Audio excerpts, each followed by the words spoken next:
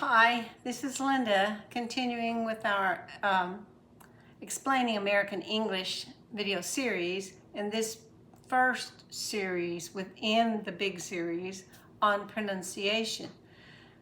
I've changed, rather added a few more videos to the pronunciation section that I first mentioned in the video 1 because I just couldn't get it all in.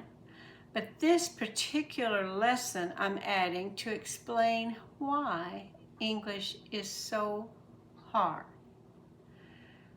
It's not really teaching a pronunciation specifically, but if you understand why, then it may create more patience in dealing with learning English.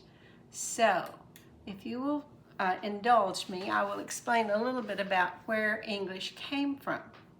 Now I've got a map up here that shows England and Great Britain, with England, Scotland, Ireland.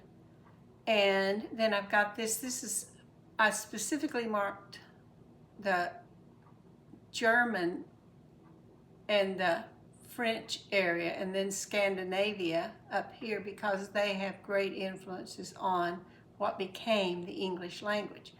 So going way back in history, there were some people we could call Britons who lived in this area, but their influence on English is, I don't know of any particular influence. The Roman Empire conquered all of this area, including this English area that we call English now, and they didn't stay. But their influence, particularly down here, was so strong that Latin is considered one of the basic elements of these languages. And these languages came to influence the English. So Latin had a part in that. And then we have the alphabet, also, that we call it the Roman alphabet. It only has 5 vowels. And so it limits how many sounds you can make based on one letter. So that added some confusion. Anyway, going back to the Britons, they were later conquered by a group of Jutes, Angles, Saxons, and some from an area called Frisia. It's from the German area and up into Denmark, a little bit from there, mostly from here. These groups came into what is now England and conquered it. Now, the Angles and the Saxons must have been the most influential because they became, as they lived together there in what's now England, they were called Anglo-Saxons.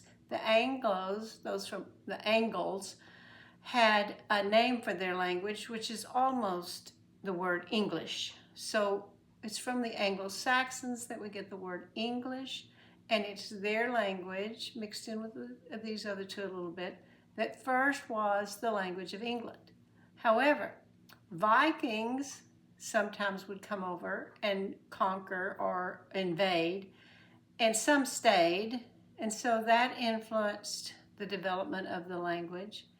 The Vikings also came down to the area of France and stayed and became the Normans, who came back into England later and invaded and conquered the Anglo-Saxons. So the Vikings from Scandinavia, and then indirectly Vikings through France, or the French area that we call it today, came into England, and all of them together created this salad of language. Trying to use the Roman alphabet couldn't handle it. There were just too many different sounds. We couldn't have one letter representing one sound. The 5 vowels can't cover 15 different vowel sounds that we now have in English. But when there were those who could write and were writing these things down, had to spell them some way, and some of the sounds that came from these were used in the original English, but they gradually faded away, but they were already in the spelling. For instance, GH, SH, those sounds came in. We didn't have a way to spell them, so we combined letters, But then we quit using the sound pretty much. The GH sound, for instance, was a guttural, sort of a Germanic sounding vowel or consonant sound, and then they quit using it, except sometimes it's an F and very occasionally a G that we talked about earlier. But many times the word has a GH in it and it makes no sound at all because we dropped that sound, or they dropped that sound. It's not there anymore, but we have the spelling. The printing press locked in some spellings, but the sounds of those words kept changing. Even though the spelling didn't change much, the pronunciation changed a lot over time. And some vowel sounds, we use two consonants for CH sound, SH sound, TH sound. We use combinations of vowels, EA, EI, and a vowel and then a consonant, a silent E. So many things we did to compensate for the fact that we don't have enough vowels. So we had to make some new ones. And maybe one group would want to spell it with an EA and another would want to spell it with an EE, and we just have all those sounds that come in from all these different groups. So other languages also, some Greek, probably some from the Arabic countries also influenced English a little bit because they influenced Europe a little bit and Europe influenced English. So there were so many different combinations of languages. I call it a salad of languages that became the English language. Too many sounds for the alphabet that it inherited, and changes in those sounds. Now, when we get up to the modern times, closer to modern times, there were still changes going on within a rule that we had because we got lazy and found that it was easier to say it a different way from the way the rule said you should say it. So we have a rule and then we break the rule a lot. We have another rule and then we break the rule.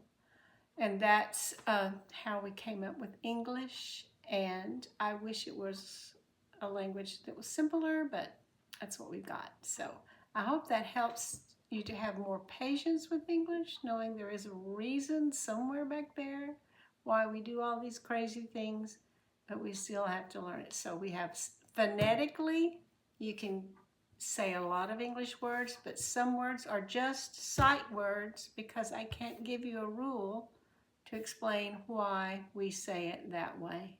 I hope that helps. Thank you.